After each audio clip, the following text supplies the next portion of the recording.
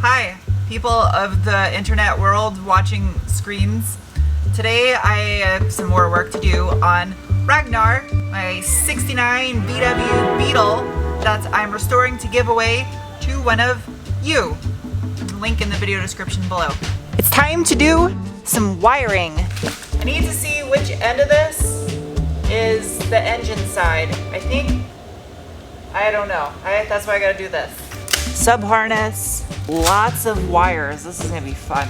That's the middle junction right there by the battery. Oh, I recognize these. This goes to the alternator. Okay, this is the engine side. If you're new and you missed out in the last video where I removed the rest of the old wiring, up above my head is an area that is not scratch and sniff, but there might be a link to the last video. This is going to come in really handy now. I'm going to attach it to one of these. Try to make this less messy so it slides out smooth. Wrap this really good. I'll use some Tessa tape. This stuff's a lot more durable than that painter's tape. It's gonna suck taking this off on the other side. Here goes nothing. Hopefully this works. And I get my wire. Well, there's tape in here. Where'd that come from? I didn't stick. Oh, I left it, had the roll of tapes attached. I'm dumb. Oh, I don't like this. I don't want any of these getting screwed up when I pull them through. So I'm gonna tape that. Tape that, tape that, tape that. Tapey, tapey, tapey, can't you see?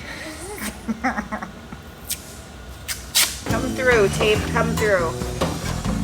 Oh, that's tight. Now the fun part, to take this tape mess off. This part sucks. Look at it, it's coming off in little chunks. Oh, that's because I'm dumb and I'm taking it off from the wrong side. Yep, that's why. Now I gotta pass it through this hole. Oh, my wire is caught in the tripod. Excuse me, people. Excuse me, doing my job here. Pull that through like that. I'm gonna pull this a little bit tighter so that way these wires aren't. Oh, I bet you a rubber grommet goes there. Now this has to go up front. And stop. Now I gotta fish this through this crevice. This is not gonna be easy. Oh, I guess it is. Oh, I don't know. I don't know if this is gonna fit. It should. There we go. Cricket! My cricket's being loud. Picking some tape. Just picking some tape.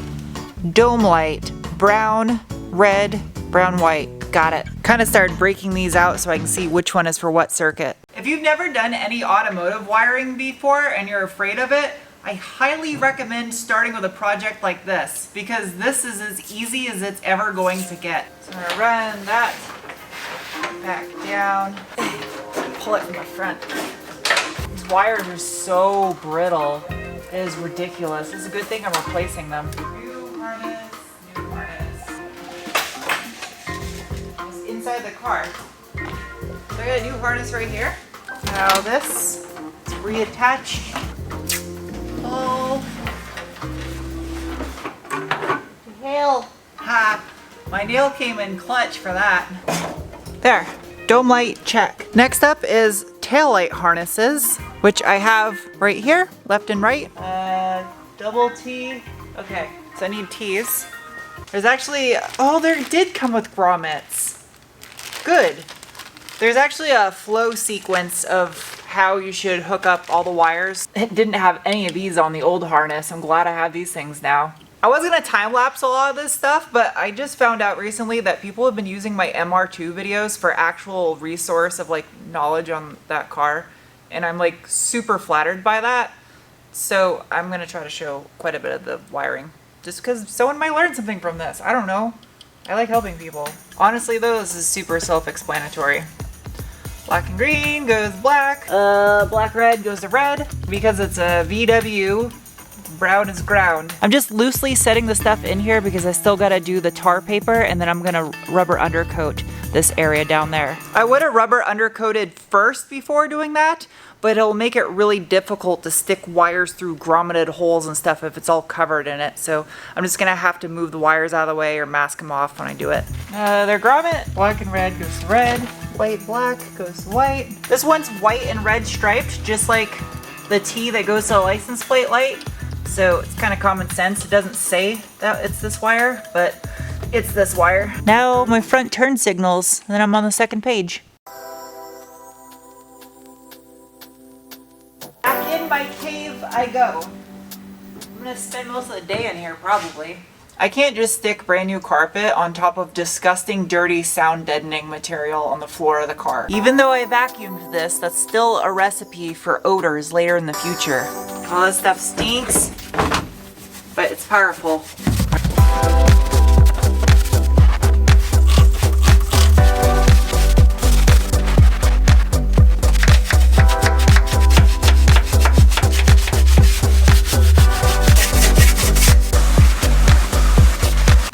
It's not pretty, but it's clean, and that's all that matters. This voltage regulator is brand new. Someone had just replaced this, so that's a plus. Next car I do, the entire inside of the shell is getting stripped and repainted, because this is driving me insane. Blue goes to 61.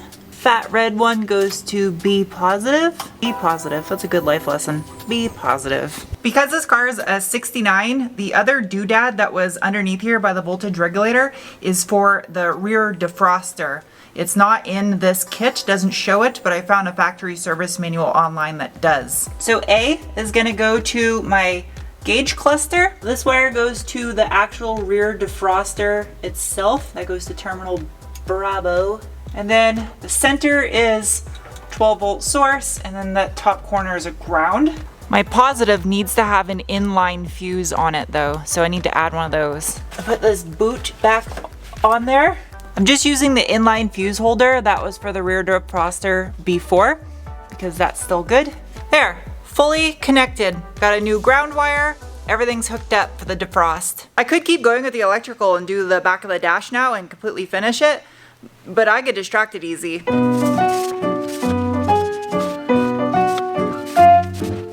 There, I scrubbed all that sound deadening material as best as I can.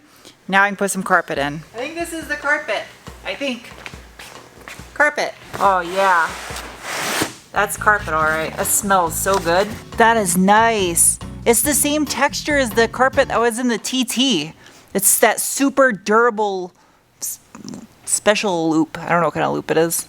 All this carpet requires adhesive to put it in permanently, but I need to test fit everything before I put it in permanently. So this goes up here by the nose. Last thing I want to do is start gluing stuff down only to realize it doesn't fit, because that would really suck. Yeah, I gotta cut out for the shifter. I guess that makes sense because the shifter has its own boot that slides down over it. So that way you can just make it nice and tight around it. This is the story of the girl that cried a river, drowned the whole world. Middle piece probably goes like this. Take you off this tripod.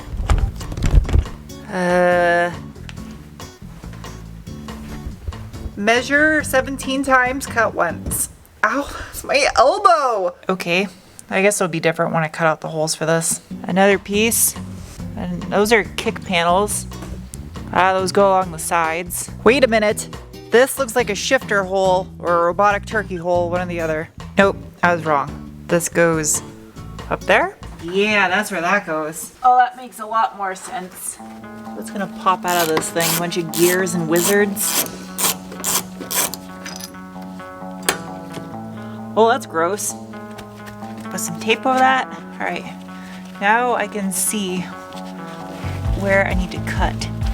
Yep, that fits good. Pull these chickens' legs up. In case you're wondering what these are for, it's for your heater. This is hard to do while holding a camera in one hand. A little incision right here. That should do. See, I should be able to slip this over. Not enough yet. Go a little bit further. Okay, almost.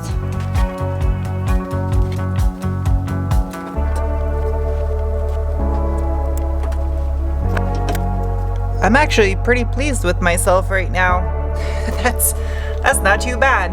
I'm gonna let this sit a day or two so it loses its shape from being stuffed inside a box before I glue it down. It turned out a lot better than I thought it was going to, especially because I was using a razor blade and a pair of scissors. This is driving me insane. Tape off this door handle.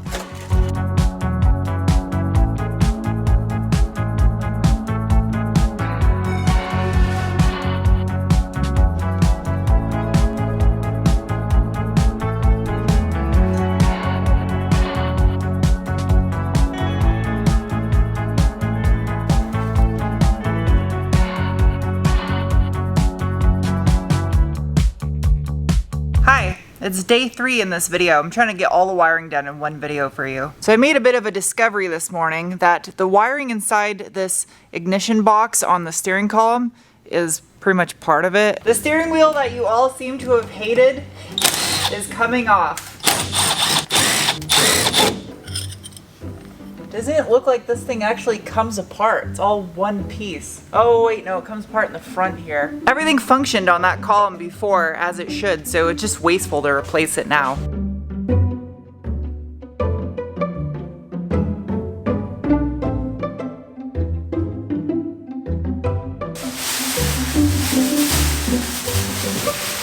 Much better, much better.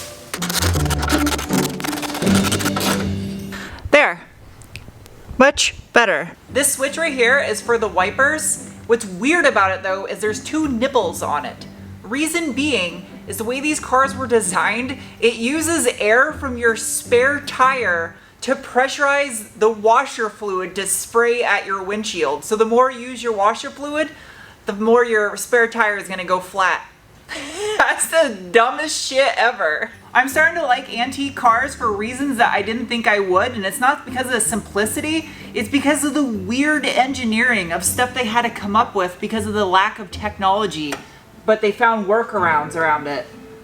It's just, I don't know, it's really cool. So this is interesting. After going back and forth between the instructions that came with the wiring kit and the factory wiring schematic, and judging by the wiring that I removed off this thing, it turns out that I have a hodgepodge of 1969 and 1970 wiring back here, because this little relay was on the 70 and 71 models, and on 68 and 69 that was not there according to the tech data. I kind of think I can go close off of the 1970 wiring up here.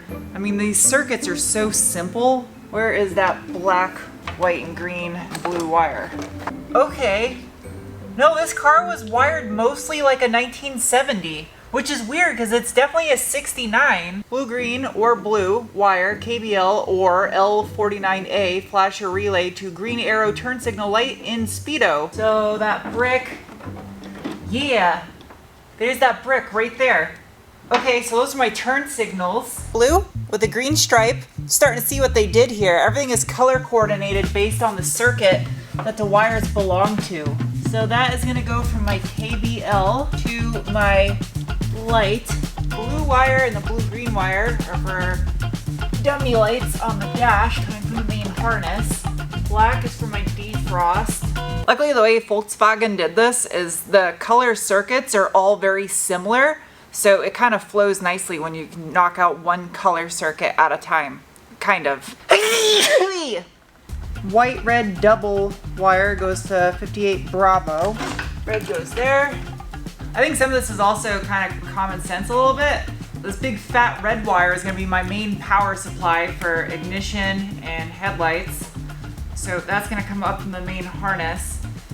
And then that's going to tee into my ignition switch, and then from the ignition switch comes up to my headlight switch.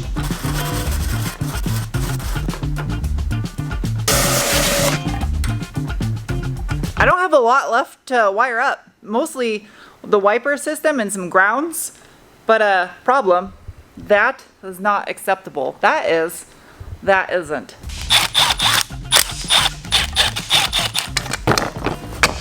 This needs to get repainted. I pulled all the carpet back up because I'm gonna run some speaker wire to the rear of the car before I start gluing any of the carpet down. And since I got about 80% of the wiring done behind the dash, except for the stereo, I have to buy one of those still for this thing, I can start assembling the dash pad in everything that goes on here. The wiring isn't as much of a clusterfuck as I thought it was going to be. So far, almost everything is wired up as it should for a 1970 according to that schematic, with the exception of a couple little tiny wires here or there that matched more for 1969, but I haven't had anything conflict so far. So it's actually been fairly easy. My guess is maybe it was either just a late 69 model or this has been changed out with a 1970s part, but so far everything seems fine. I got confirmation from the guys at Turco when I was ordering some parts for it that the engine that is in this car that was swapped into it is a 1600 dual port from a 70 and up Super Beetle. So it's kind of cool. It's got an upgraded engine in it. I guess you can tell because of right here where the oil cooler and this fan assembly is, and then obviously because of the dual port. And also this exhaust, I guess, is period correct aftermarket exhaust, and they're really desirable and hard to get your hands on. So I think I might actually try to have this one sandblasted and re-ceramic coated. And also the Weber carb that's on here is supposedly a really good carb. So this car has some good parts on it already. They just need to be cleaned up and tuned. I almost got all the wiring done in one video. It's like 84.6% complete. Just a couple little things left. But I'm gonna end this video here because I still gotta edit it tonight. So I'll see you guys soon with another video. Bye.